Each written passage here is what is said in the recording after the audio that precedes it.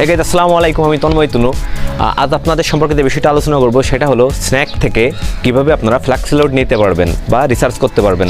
আপনারা অনেকেই বিষয়টা পারেন না বলে কমেন্ট বক্সে এসে জিজ্ঞেস করেন বা অনেকে গালাগালাজও করে থাকেন যে স্ন্যাক থেকে আসলে ফ্ল্যাক্সি লোড নেওয়া যায় কি যায় না। আসলে ফ্ল্যাক্সি লোড নেওয়া যায়। ফ্ল্যাক্সি লোড নেওয়ার একটা প্রসেস আছে, প্রসেসটা আজকে আমি আপনাদের দেখাবো।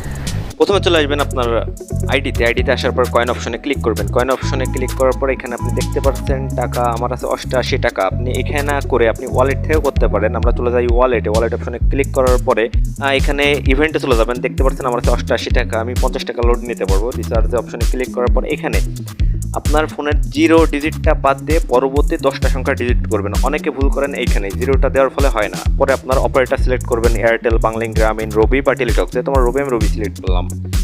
এরপরে আপনি ক্লিক করবেন রিচার্জে ক্লিক করার পরে আপনি কনফার্ম করবেন। কনফার্ম করার পরে আপনার ফোনে টাকা চলে আসবে। তবে এই রিচার্জ দিনে আপনি একবার নিতে পারবেন সর্বোচ্চ। আজকে আমি যেহেতু রিচার্জ করছি সেহেতু আজকে আমার পক্ষে নেওয়া সম্ভব না। আপনারা দেখতে পারতেছেন আমার লিমিট নাই। সো এইভাবে করে আপনারা খুব সহজেই রিচার্জ নিতে পারবেন। হ্যাঁ বন্ধুরা, আরেকটি বিষয়, আপনি রিচার্জ নেওয়ার পরে ব্যালেন্সটি আপনার ফোনে ট্রান্সফার হইতে 5 মিনিট থেকে সর্বোচ্চ 2 ঘন্টা পর্যন্ত টাইম লাগতে পারে।